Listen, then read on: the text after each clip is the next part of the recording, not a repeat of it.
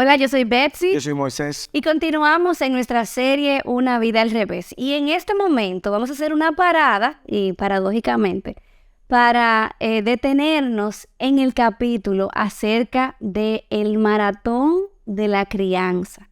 Esta es una de las áreas en las que el Evangelio comenzó a traer tanta luz. Y esto está tan conectado con el capítulo de Corazones Enseñables, porque teníamos tanto que aprender y seguimos, ¿verdad?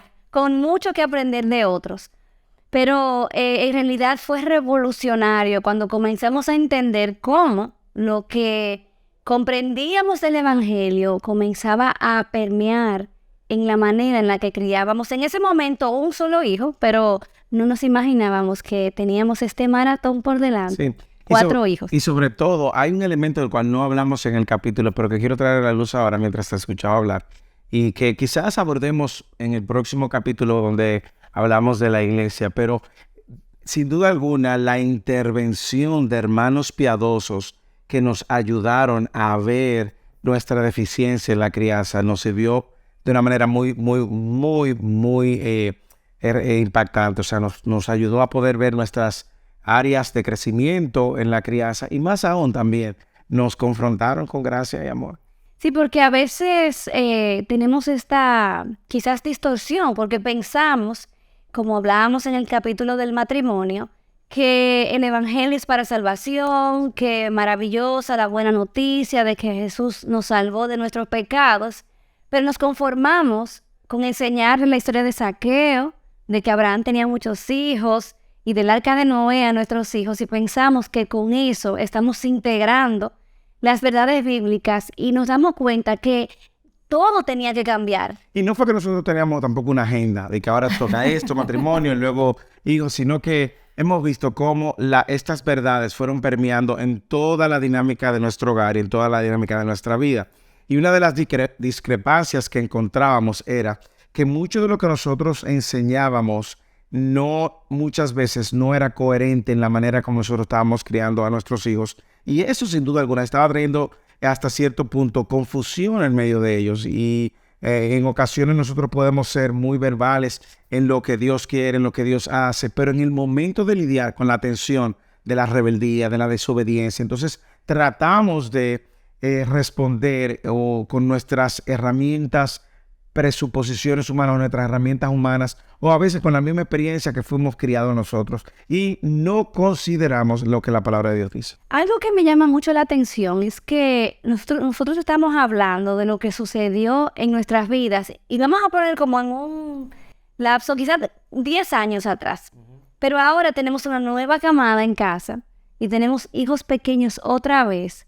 Y es increíble cómo aún estas corrientes de pensamiento, de crianza, todas estas filosofías de crianza, quizás no hacían tanta presión en aquel momento. ¿Cómo puede cambiar la cultura en tan solo 10 años? Que hoy en día vemos toda esta cuestión de la crianza respetuosa, que vemos que son los niños que tienen el control de los padres, como los padres hasta cierto punto están temerosos porque tienen que aceptar y tienen que tener cuidado como el niño se quiere autoformar. Y de repente el niño está tomando las decisiones de cómo él va a ser criado o cómo va a ser también educado. Nosotros, como hemos dicho en casos anteriores, en episodios anteriores, damos gloria a Dios que Él intervino.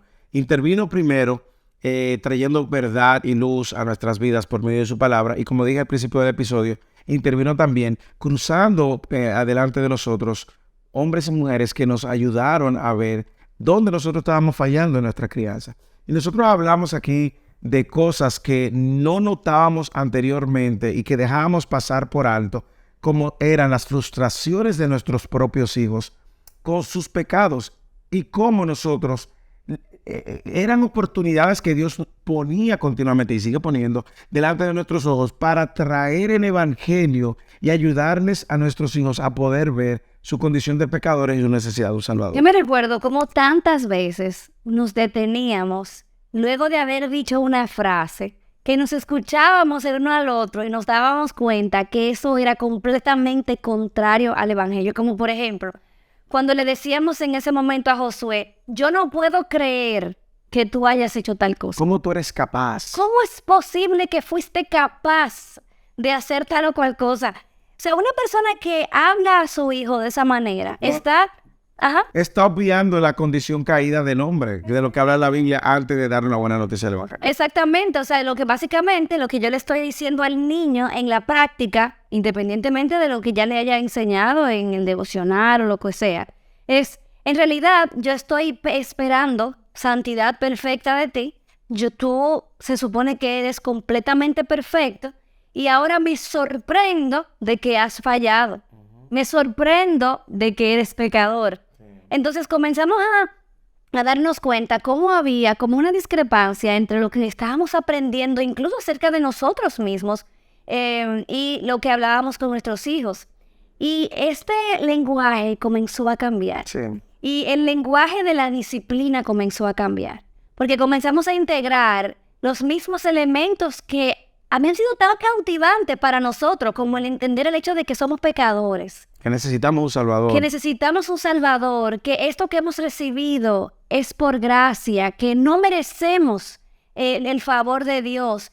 Comenzamos a integrar el hecho de que Dios, a quien ama, disciplina, y cómo la disciplina realmente. Es una manifestación del amor de Dios. ¿Te recuerdas? Nosotros teníamos hasta cierto punto, nos sentíamos intimidados porque ni siquiera sabíamos cómo disciplinar, ni tampoco sabíamos cómo hacerlo de manera que fuera coherente con el Evangelio. Yo sé que muchas personas probablemente están considerando, bueno, pero ¿y qué hago? ¿Qué estoy haciendo mal? ¿Qué debo de hacer? Mira, yo creo que una de las cosas que trajo luz a nuestras vidas fue detenernos a escuchar y a ver con los lentes del Evangelio el corazón del problema. Y el corazón del problema no está en su conducta. El corazón del problema está en su corazón.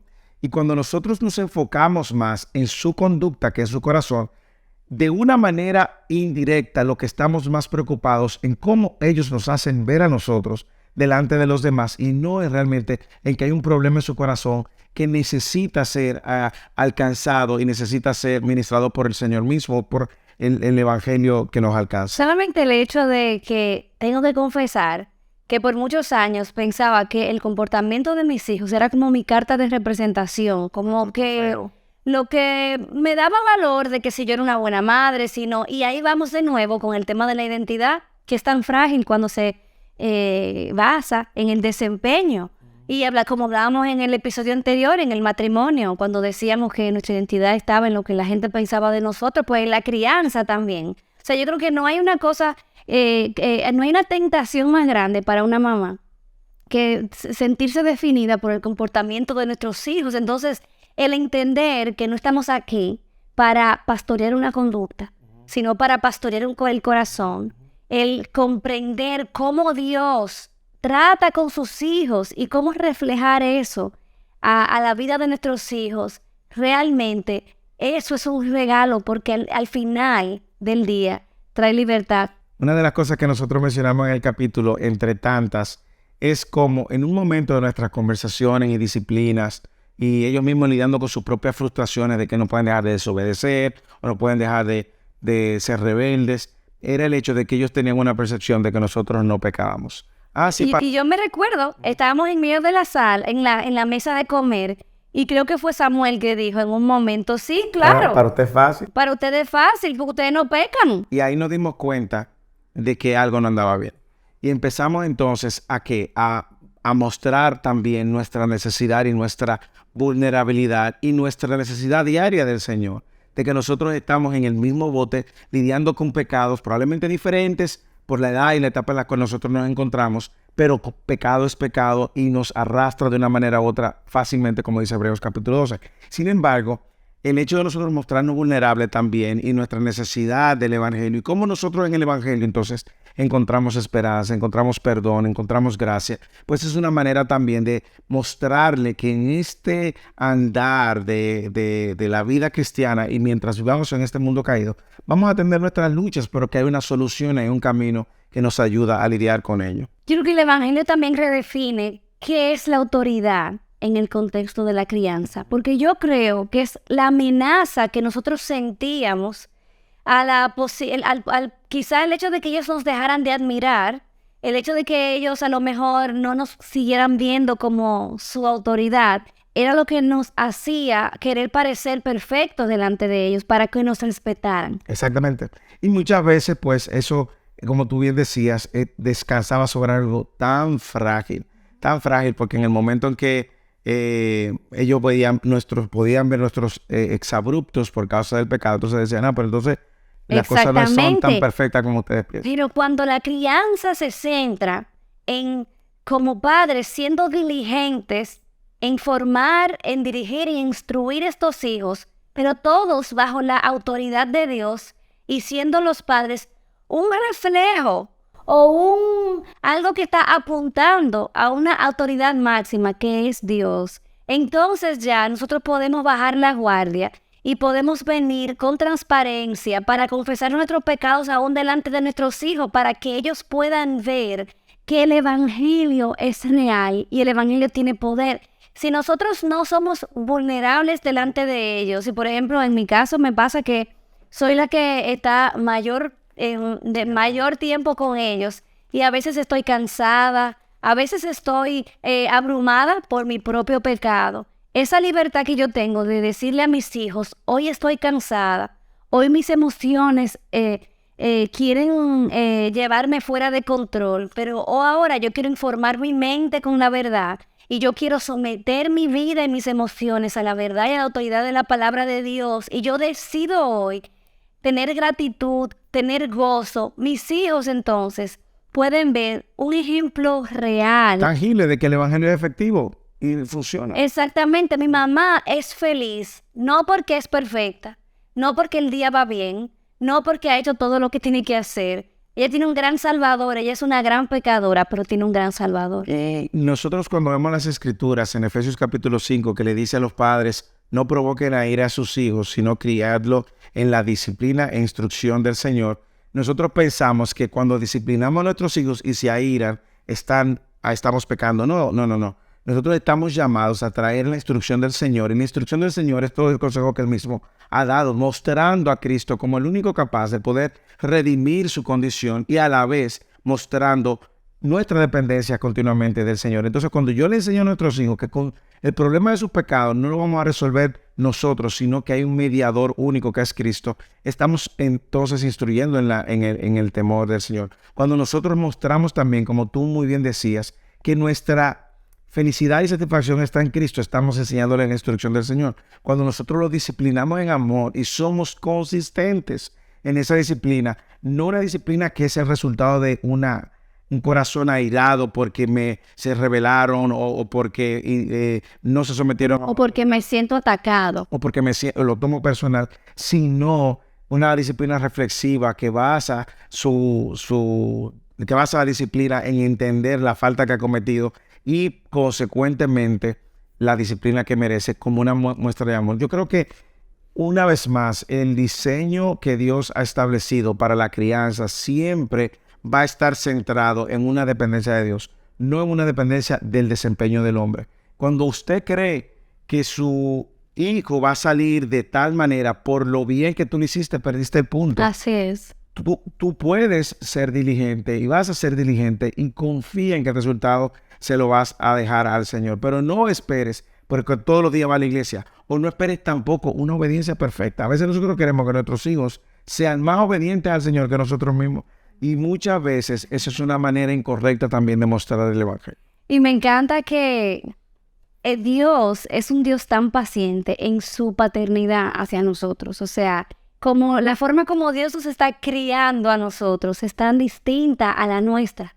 Porque Dios, de hecho, por ejemplo, no está... escuchamos una predicación el domingo, en la mañana, y ya Dios está el lunes, ya lo está haciendo, yo no estoy viendo, está poniendo en práctica, no veo nada, no veo obediencia, bueno, esto está mal, tú tienes que ser disciplinado. O sea, nosotros vemos cómo Dios es paciente para con nosotros, cómo el cambio que se produce en nosotros no sucede de la noche a la mañana. Y yo puedo decirte que ese ha sido como reflexionar y alimentar mi corazón de la misma paciencia de Dios. Es lo que me ayuda a lidiar, por ejemplo, con los cambios, con estos adolescentes, preadolescentes que ahora tenemos, o quizás con estos pequeñitos que tenemos ahora. O sea, realmente ver cómo Dios, como esa canción de los Jerez que dice, tú me tomas de la mano con paciencia y con bondad y vuelvo a ver que tú eres mi refugio y estar contigo es mi bien. O sea, es como Dios recordándome, Él hace esto conmigo una y otra vez, y Él no se cansa. Exactamente. Y vuelve y me entrega amor, y vuelve y me entrega su gracia, y vuelve y me dice con firmeza su verdad, pero tiene paciencia conmigo. Si nosotros los padres bebiéramos de ese caudal y se lo entregáramos así a nuestros hijos, no solamente que ellos pueden ver que el evangelio es real, sino que también, óyeme, le puede hacer más sentido. Claro, y es una manera de darle un sabor práctico de lo que nosotros... Una probadita de lo que nosotros predicamos. Algunas recomendaciones prácticas, porque yo sé que este es un capítulo muy práctico y usted va a encontrar una sugerencia. Lea el capítulo, porque ahí hay más recomendaciones. Pero algunas recomendaciones y también advertencias. Primero, cuidemos nuestros corazones de hacer de la crianza algo que se centre en nosotros. Es muy fácil, como tú bien decías, hacer de la crianza mi carta de presentación o mi trofeo. Claro, todos quisiéramos que nuestros hijos se supieran todos los versículos bíblicos de la Biblia, que tuvieran las mejores opiniones en la escuela dominical, que reuniones sean los que primero, claro, pero es muy fácil hacer de la crianza algo que se trate de ti y que traiga gloria a tu nombre. 1, 2, algo que tú puedes hacer ya, no importa la edad que tenga, puede tener 3, 2, 1, 15, 4, 8, es recordarle a tus hijos que la razón de su rabieta, de su indisciplina, de su rebeldía, de su egoísmo, de su celo, radica en el corazón. Es importante es pecado. Y que es pecado, y es pecado contra Dios primero. Y también en cada ocasión y oportunidad que tú tengas de ver eso, no te alarmes.